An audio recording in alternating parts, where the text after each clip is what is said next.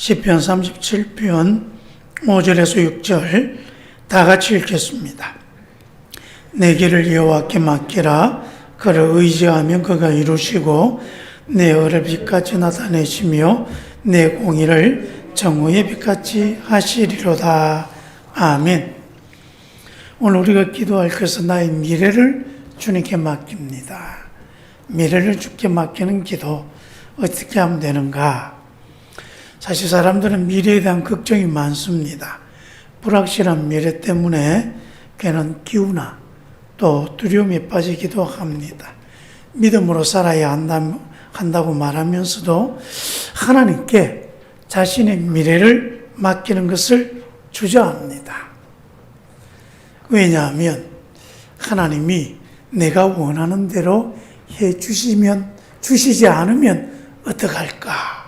그런 걱정을 하는 거죠. 신학교 들어가면요.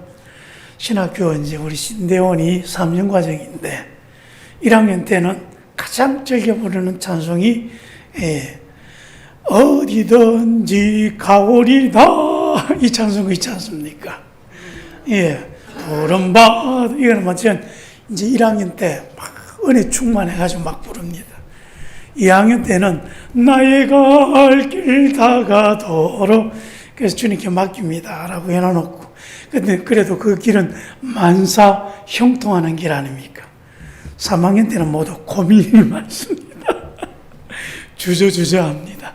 이제는 현실 속에 들어가야 되기 때문에 3학년들은 그 부름받아 나선 이 몸을 거의 잘 안 부릅니다. 저도 3학년 때 자꾸 기도하는데 하나님께서 자꾸 너 저 지리산 그 산 꼭대기에 있는 그 작은 교회가 있는데 너 거기 한번 가보지 않으려 자꾸 그런 소리가 막 들리는 것 같아가지고 아마 기도하는 게 무서워요. 그 임지를 이제 위해서 기도해야 되는데 주여 어디로 가리까 라고 말하는 것보다 이제 제가 원하는 곳을 아예 대놓고 말하죠. 주님 이 교회에 가게 해 주시옵소서.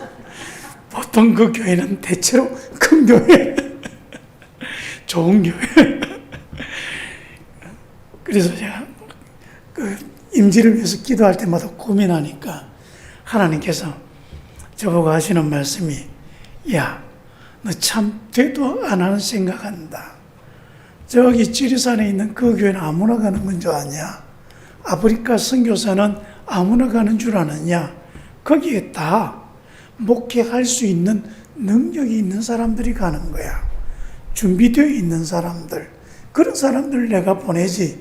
너같이 그런 곳에 갈 준비가 하나도 안 돼 있는 무능력자들한테 내가 그런 곳을 맡기겠냐? 정신 좀 차려라.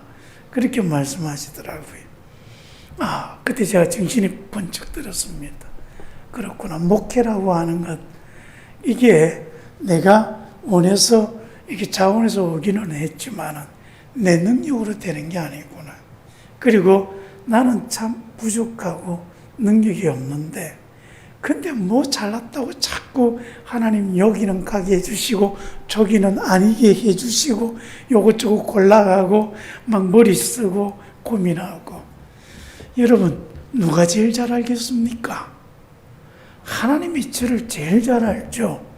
그래서 하나님께서 내게 정말 나를 잘 보시고 딱 거기에 적합한 곳 그리고 정말 일 잘할 수 있는 곳 그런 곳으로 하나님이 보내주시는 겁니다. 하나님께 맡겨놓으면 하나님께서 알아서 잘 하실 터인데 근데 사람들이 지 주제를 모르거든요. 그래서 자꾸 여기저기 마음이 흔들리고 때로는 시험 들고 어려워지는 것입니다. 하나님께서 어련히 알아서 잘 해주실 터인데 우리는 그걸 못 믿습니다. 왜 못 믿습니까? 하나님은 내 원하는 것보다는 하나님 원하는 대로 하려고 하시고 그래서 하나님은 나를 자꾸 이용해 먹으려고 하시는 게 아닌가. 하나님이 나를 자꾸 이용해 버리고 그 나는 하나님이 이용하시는 도구에 지나지 않는 게 어떤가. 우리 먹다 보니 끔이라는 거 있지 않습니까? 씹던 끔이라는 게 있습니다. 끔 씹다가 단물 다 빨고 나면 버리듯이 하나님도 나를 그렇게 하지 않을까 하는 그런 걱정도 있습니다. 여러분 어떻습니까? 나는 하나님께 이용당하고 있지 않는가? 그런 생각 안 하십니까? 의외로 신앙생활하면서 우리가 어느 정도 하나님과 관계가 좀 깊어지게 되어지고 하나님의 살아계심을 우리가 깨닫고 그 역사를 이해하게 되어지면 그런 걱정을 합니다. 나는 하나님께서 이용하고 있는, 난 이용당하고 있지 않는가. 실제로 또 아주 못된 목사들, 목회자들 중에 보면 그런 식으로 교인을 이용해 먹는 그런 못된 사람들이 간혹 있습니다.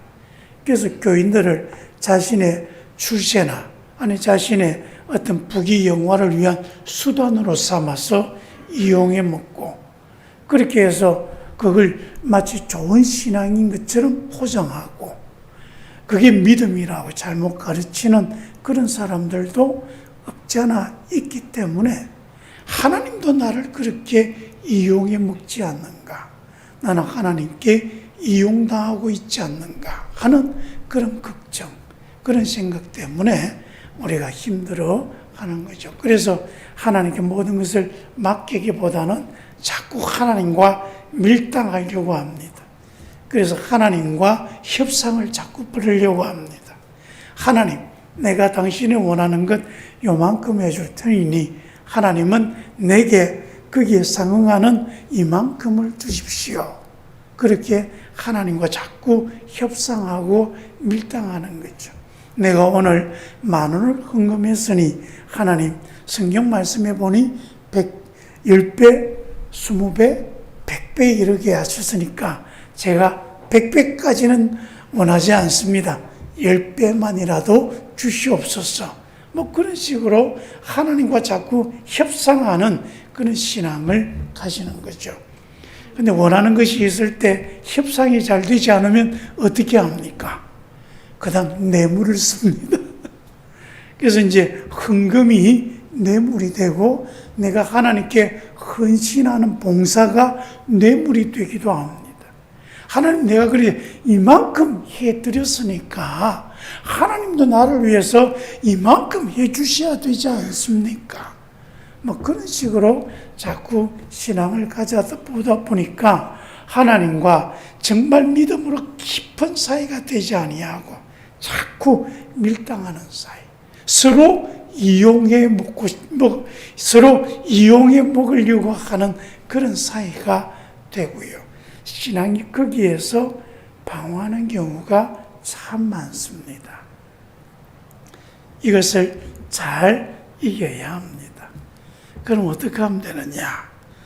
자, 먼저 1번 여호와는 나의 목자시니 시편 23편에 보면 다윗은 사울 왕에게 쫓겨서 오랫동안 도망자의 삶을 살았습니다. 하루하루가 불안했습니다.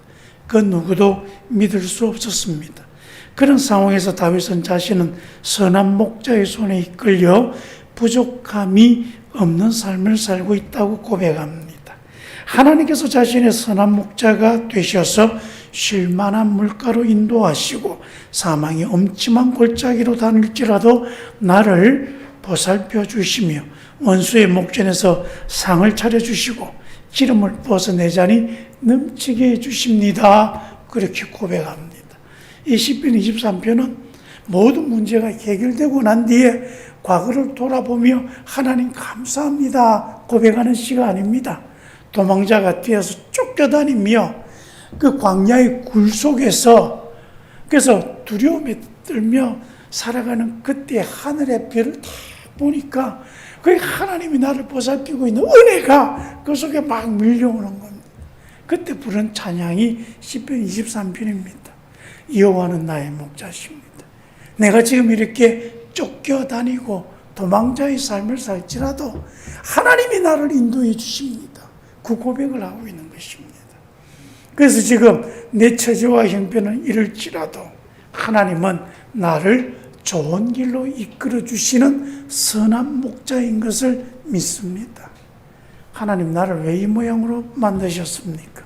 내가 왜 이 꼴로 살아가야 합니까? 도대체 하나님 내게 뭘 원하십니까? 그렇게 하나님께 말하는 게 아니라 자신의 그 처지의 삶 속에서도 하나님은 선하십니다. 하나님은 나를 잘되게 하십니다. 하나님은 나를 복되게 해주시는 분입니다. 그것을 완전히 믿고 있는 것입니다. 하나님의 성이 나를 잘되게 해주시는 하나님이시다. 나를 복되게 해주시는 하나님이시다. 그 사실을 다윗은 믿어 의심치 않았습니다. 불평이 나오고 절망한 순간에 한숨해야 될 그때에도 하나님 괜찮습니다. 괜찮습니다. 왜냐하면 하나님이 나의 목자이시기 때문입니다. 저는 하나님이 저를 복되게 하시는 건 줄 믿습니다.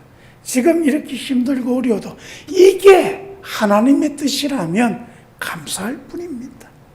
그래서 지금 내가 사망의 엄침한 골짜기로 다닐지라도 주님께서 내 지팡이가 되셨지 않습니까? 감사합니다. 다 하나님의 은혜입니다. 여러분, 하나님을 이만큼 믿어야 하는 거죠. 우리가 하나님을 신뢰합니다. 하나님을 믿습니다. 라고 말하는 것은 내 생각과는 그렇게 달라도 그냥 하나님이시니까 그냥 됐습니다. 하나님이 그래 하시겠다고 하는데 감사합니다. 이럴 수 있는 정도의 신뢰, 그럽니다. 우리가 그럴 때예요. 우리의 미래도 정말 맡김없이 맡길 수가 있는 거죠. 두 번째로 영광의 왕이 누구시냐? 시편 24편에 보면 여러분 옛날 큰 성의 성문은 아래에서 위로 이렇게 쭉 들립니다. 그래서 문들아 고기를 들어라. 그렇게 고기를 들여 문이 열리는 겁니다. 그리고 거기에 하나님이 개선장군처럼 쫙 들어가시는 거죠. 개선장군 전쟁에서 승리했습니다. 하나님을 대적할 것이 아무것도 없습니다. 그래서 하나님이 승리자입니다. 하나님 앞에 감히 누가 대항하겠습니까? 다윗은 그것을 노래하고 고백합니다. 자신이 지금 이렇게 힘든 처지에 있어도 우리 하나님이 한 방에 다 해결될 일이다. 그런 하나님께서 지금 나를 보살피고 나를 도와주시는데 내가 걱정할 게 무엇인가? 그러면서 고백하는 거죠.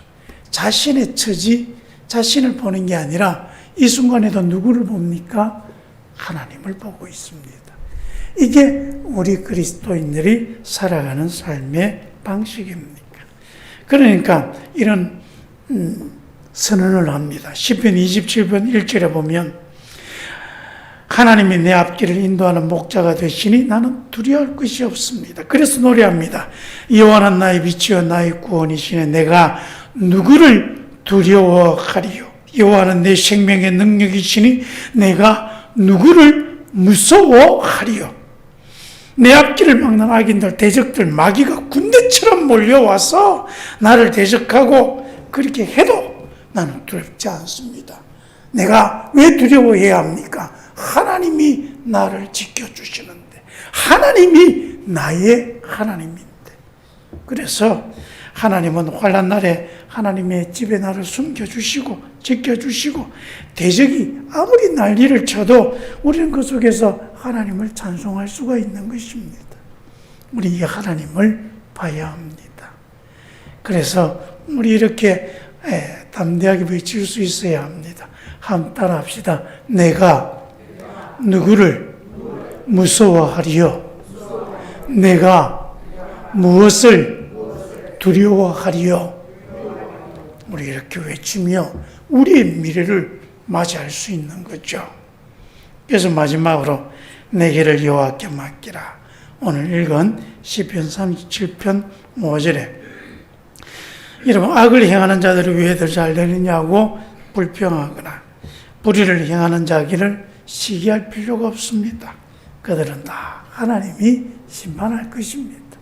그러니까 우리가 믿음의 길을 가려고 해도 한 번씩 시험에 빠지는 게 예수 안 믿어도 잘 되네.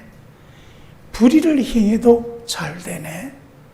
막 그런 거 보면 나도 예수 안 믿어도 잘 되겠나? 하는 그런 생각을 가집니다. 하지만 여러분, 그거는 망하는 길입니다. 그래서 우리는 믿음을 가지고 우리 할 일은 하나님을 의뢰하고 선을 행하며 성실하게 살아가는 것입니다. 여호와를 기뻐하라. 그가 내 마음의 소원을 이루어 주시리로다. 내 길을 여호와께 맡기라. 그를 의지하며 그가 이루시고 내 의를 빛같이 나타내시며 내 공의를 정오의 빛같이 하시리로다. 하나님이 우리 앞길을 창창하게 밝혀주십니다. 그러니 미래를 두려워하지 말고 우리 앞길을 하나님께 맡기며 살아가는 것입니다. 여러분 한번 고백합시다. 하나님, 죽이 되든 밥이 되든 알아서 하십시오. 하나님이 하시는 게 제일 잘 되는 길인 줄 믿습니다. 기도하겠습니다. 아버지 하나님, 우리의 미래 그저 주님께 맡깁니다. 그 미래에 뭘 할까 걱정하지 말고 어떤 미래가 닥쳐오더라도 하나님이 나와 함께 하시며 하나님이 내 길을 밝혀주시며 우리가 하나님의 영광이 된다는 사실을 잊지 말고 우리 미래를 멋지게 헤쳐갈 수 있도록 은혜 주시옵소서. 예수님 이름으로 기도합니다. 아멘.